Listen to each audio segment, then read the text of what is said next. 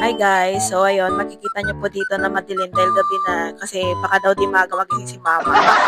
So ayan guys, nakikita nyo yung jowa ko nandyan. Ayan, pinapakita na po yung tindahan namin dahil bukas tatanggalin na po yung bubong. Makikita nyo naman po sa susunod na video. Tapos ayan guys, makikita nyo sa taas. Ang haba ng pangalan, di ba guys? Grabe talaga.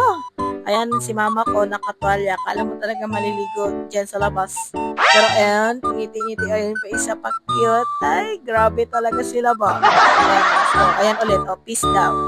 So, ayan guys. Ayan, may gate dyan.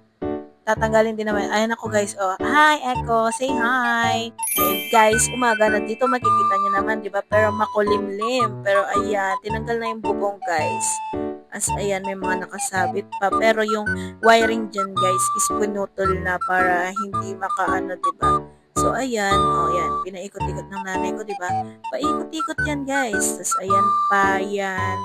Ayan, oh pak. Ayan yung speaker ng tatay ko, pati yung tricycle. So ayan guys, maraming salamat sa inyong panonood at walang sama sa suporta sa amin. Yun lang po. Bye-bye! Wow!